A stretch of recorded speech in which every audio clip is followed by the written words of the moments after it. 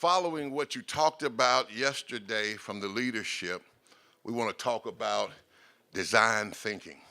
And we have two professionals here that's going to break all that down for you. But for those of us church folk, there's a biblical story that sets this into motion for me. It's when Moses is visited by his father-in-law, Jethro. It's important to note that Jethro is not part of the Israelite community. Nowhere in the text does it say that he is a follower of Yahweh or any of that. Moses is clear as the leader of that community. He's the one who's been talking to God and all of that. But Jethro gives him some advice. And Moses listens to that advice. He doesn't have to. He could say, I don't need you to give me any advice about anything. You know, I talk to God and God talks to me, and there's nothing really you can say to me that will help me do my job. But his father-in-law says, you're tiring the people out.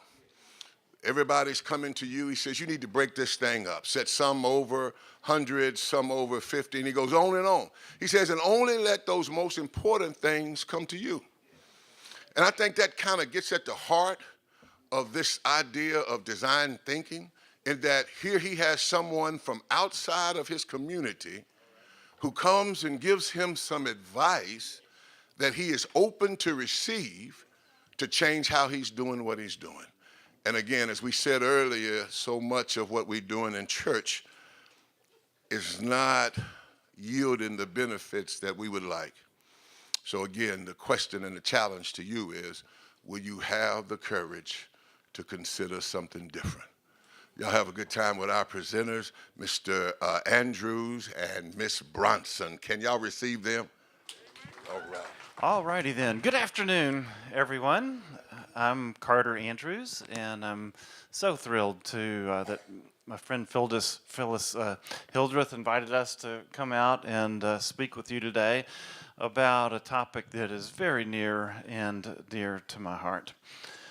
I am the executive director of the Nelson Andrews Leadership Center, and what we do there is to use design thinking and design process to take systems that are typically locked into their usual way, the old way of doing things, and to help people change. And change is hard. Nobody likes change. My sister is a family practice doctor in Murfreesboro. She tells her patients all the time, listen, you need to change or you're going to die. And more people die than change when she says that. So change is not easy. One of the things that we do a lot when we think about design is we use models, because models help us see things with a different lens than maybe the lens that we typically use. And so I'll draw a model for you here, and I'm going to put right here in this circle here, this is going to be order. And then intersecting with order, and I'll just go across the page there a little bit, is chaos. And order and chaos are kind of twins. One doesn't really work without the other, but we generally know what order and what chaos is in our lives. Now, out to the right of order, I'm going to draw a circle, and this is where we put control. All right, so control is taking order and really trying to lock it down, right? Trying to make sure that we've really got it where we want it to be. And then over here to the left of chaos, I'm going to put collapse. Because if things get too out of control, get too chaotic, then we're in danger of them actually crashing, right?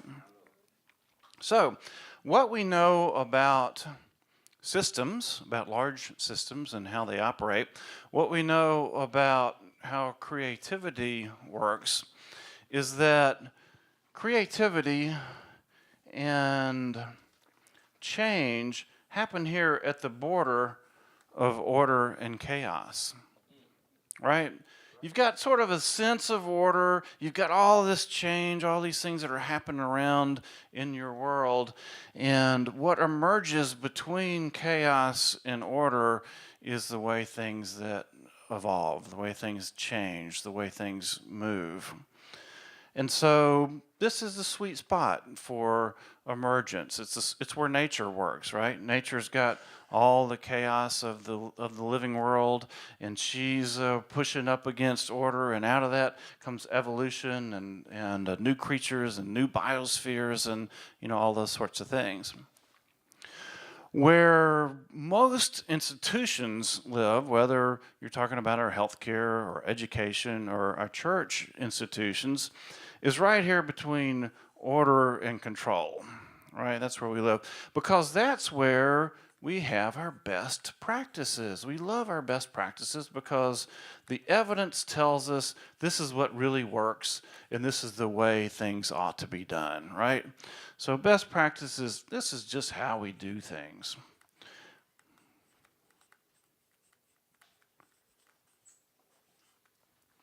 So we like our best practices, we like how we do things because it's more comfortable, right? If we've got things kind of under control, we know where they're headed, and everybody knows the rules, everybody can follow the rules. We're in a sweet spot, but guess what? We're locked out. Because once we get in between control and order, we're saying that we want things things kind of need to stay the same. We know how things work around here. And what that does is it doesn't allow you to experience enough of what's going on in the real world, because the real world is chaos. I mean, the real world is a lot of change. The real world is always dying and being born again. That's the real world. And so if we get over here in control, we lose track of our environment. We lose track of what's really going on out in the world here. So if a church is over here somewhere between order and control, we know how things want to work, or even worse, all the way over in the control space, what happens? I mean, what happens is you've got a congregation that stays the same, gets older and older, young people don't come in, doesn't really speak to their condition. We come 2 or 3 times a month. That's pretty good outcome. But this is where we're also taught, really, when most people think of leadership, right? They think, oh, as a leader, my job is to have control. I need to make sure that everything works as it's supposed to work. It takes a lot more courage to be a leader over here.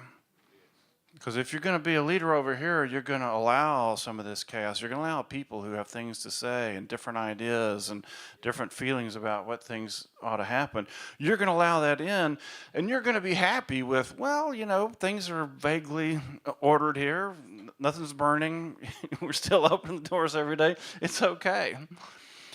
I've found in my life, and probably because I kind of like chaos secretly, whenever I aim at control and I feel like, wow, I got it, I got things under control, I've always set myself up for a fall. And something is going to come and absolutely take my feet out from under me because that's an illusion. Control is an illusion. Control is a way of spending power that doesn't allow things to emerge here. So I'm not a theologian. But my friend Joy is. And as we talked about this model, we thought, well, what a great opportunity to understand the intersection between this design model and theology. But let me go one other place. If you are in this place here, or even worse, way over in the control world, if you want to move over to here, and you want to have a different future than the future that's by default, the future that's coming at you no matter what you do, then to get to that different future, you have to design something new, right? You can hope it just happens to work the way it should or was going to, and the good things happen, but if you want to be intentional about it, if you want to know what future you're driving at and you want to take your flock into that future, that's a design process, right? we've got what we have now, we need to design something different. And the most powerful design process is always a collaborative process where lots of different people have input into the process.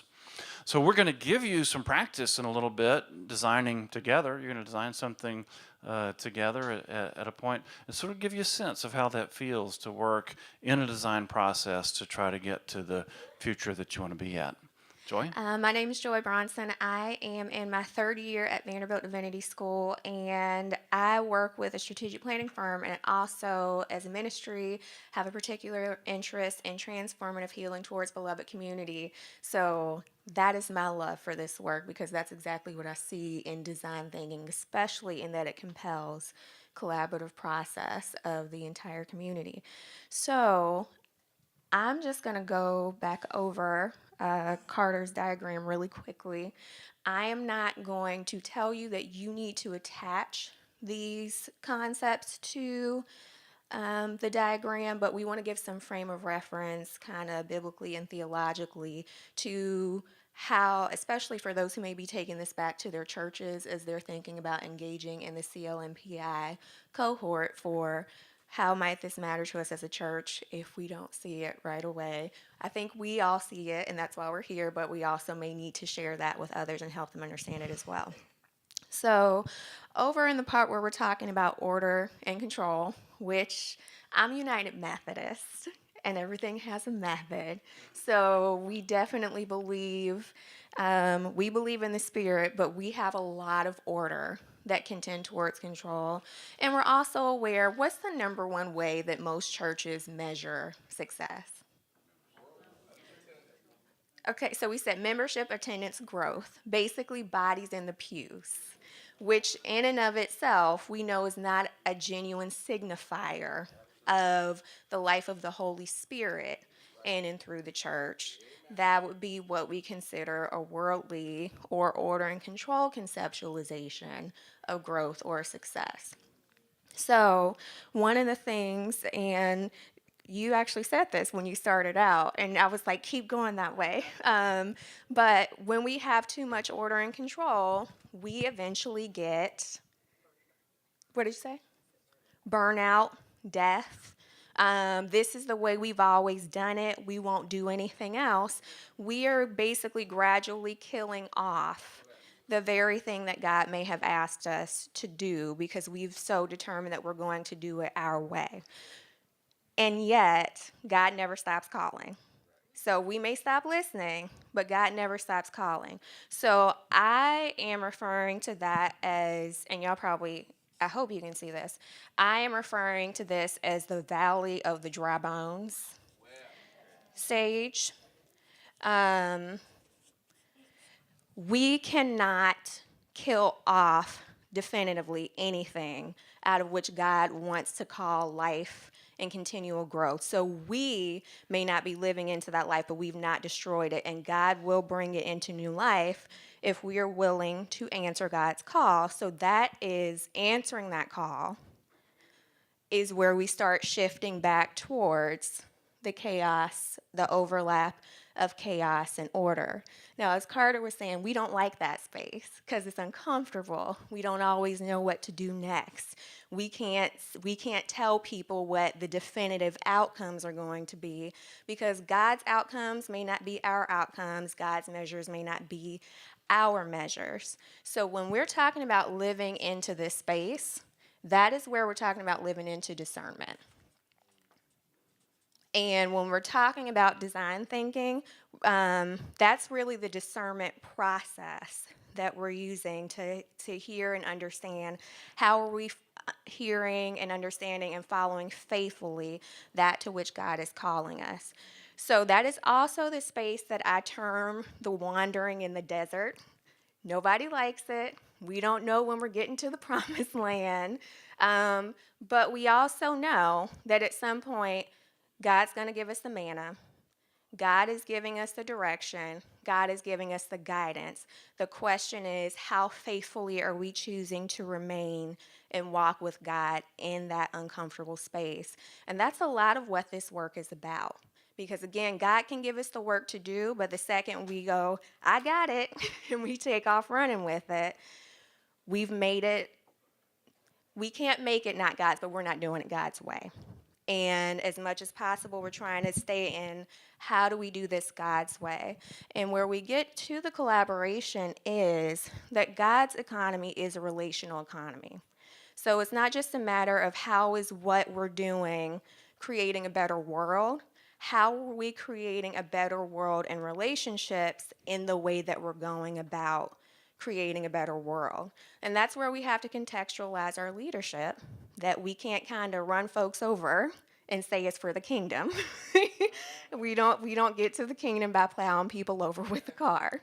So I have two stories that I want to share with you about church.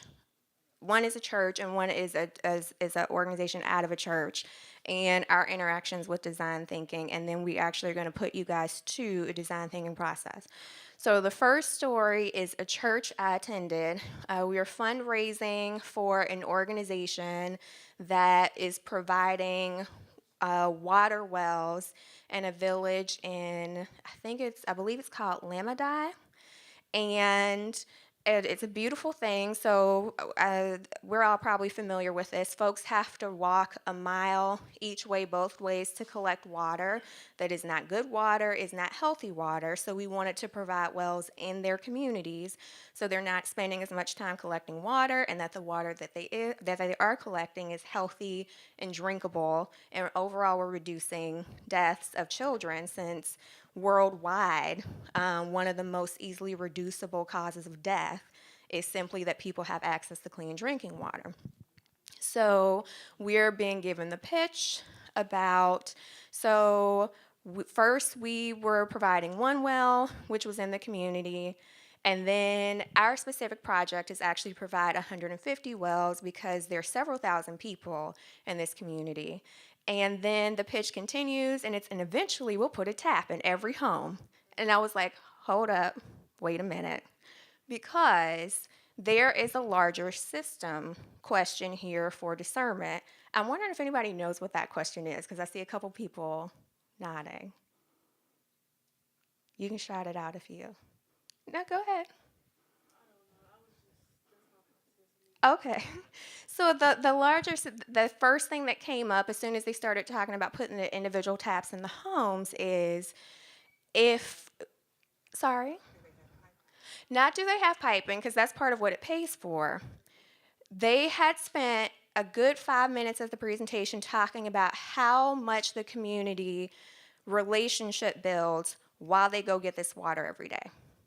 Now, if we put a tap in every home, what happens to those relationships? And that was simply the question. We are absolutely not saying don't give people clean drinking water, stop it immediately.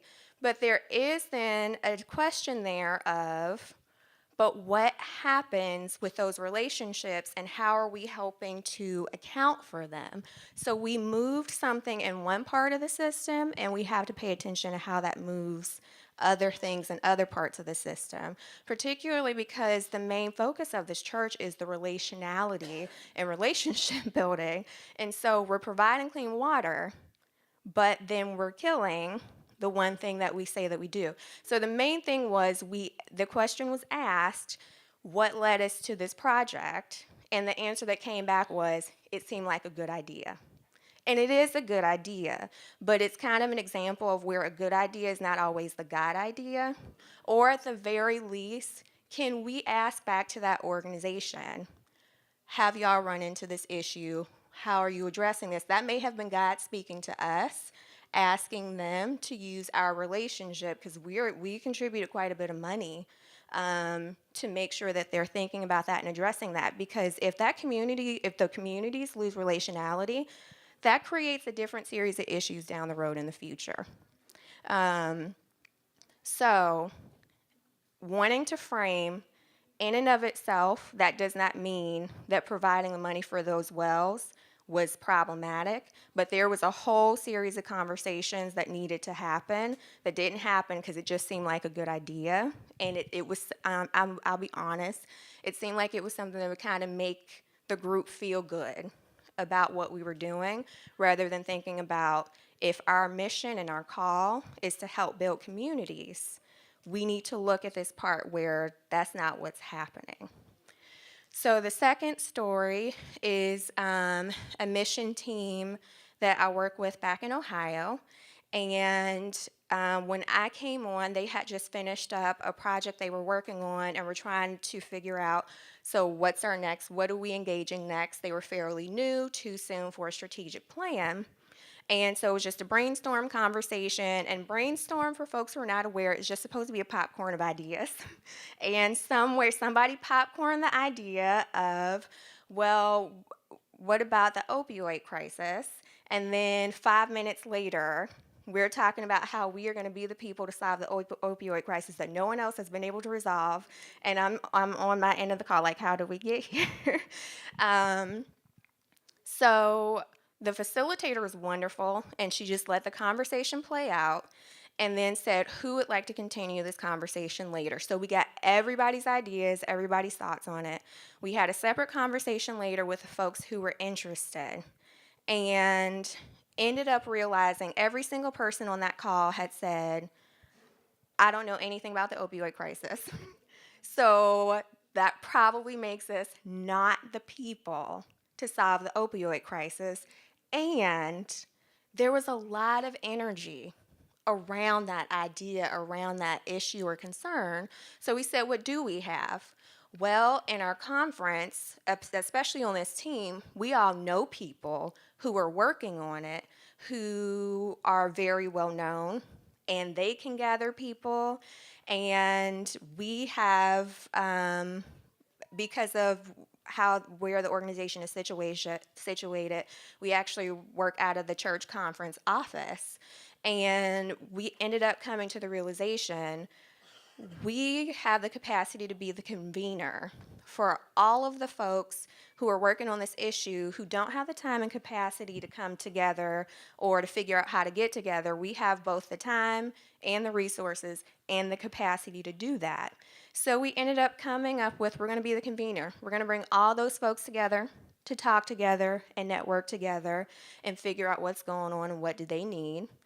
And then we're also going to, over time, encourage them to continue to network together, because everybody don't want to work together. We're going to continue to encourage them to network together and help resource them out to other folks and bring resources in. And then one of the most important things is when churches, congregations, faith-based organizations want to get involved because they haven't been, we plug them in with that group. So we have less everybody running around doing their own thing, but everybody's actually working together towards that common goal. So when we stopped and took a time out, we were able to recognize, one, we do care about the opioid crisis and we do feel called to that. And two, we needed to use our particular gifts to figure out how we address it and not run to the typical, well, let's just jump in and do something and see what happens, and hopefully we'll save the day in a way that no one else has so far managed to do. So I just want to share those as two instances. I'm sure we all have stories of our own. We all probably have stories in which we have been both. So we're actually going to give you opportunity to share those stories, because the rest of the session is all y'all and your design thinking teams, and Carter's going to give you the instructions for that. So. All right. Joy, if you would grab the stack of instructions just to make sure everybody's going to have a copy of that. One of the things that we know about designing a future is that if you start today and try to get people to imagine how the world is going to be different in the future, they really can't do it because they got to drag so much of what they got today with them, and that's hard. It's hard to change the existing reality. It's a lot easier and a lot more productive if you're interested in coming up with a different future than the one you have today, to put yourself out into the future, imagine what that feels like, and then sort of reverse engineer how you got there. So if anybody doesn't have a copy of this, is Phyllis helping pass that out? So this is an individual assignment. You can do it right where you're seated. You'll need a piece of paper to write on, and write your name in the upper right-hand corner of your piece of paper. If you need a piece of paper, we might need to get some people to share off of their notebook. So let us know if you need a piece of paper. And we're going to ask you to address a series of questions. Write what you know, think, feel, and see. Use words and pictures to express your idea so that if somebody comes up and picks up your piece of paper after you leave, they can understand what you're talking about. So today's date is 5 years into the future. Right now, we're in 2023, on March 20th. Your church has impressed the Baptist community by becoming a fabulous place to work, a place of tremendous growth and hope, and is being held up as a model for churches around the country. This is how it's done. The number of people coming to your church on a regular basis has increased by 50%. Your church is a vibrant, rapidly evolving place where young families love to come. You've developed new social justice ministries. The halls of the church are full of excitement. Change is starting to come easily to you and your staff. Your church is a living, emergent system responding naturally to external change as it occurs. In about 20 minutes, a reporter from the New York Times is going to come to your church to interview you about how you've accomplished so much change since the spring of 2018. He sent ahead the list of questions that he's got for you, and your job for the next 20 minutes is to write on your sheet of paper your answer to those questions.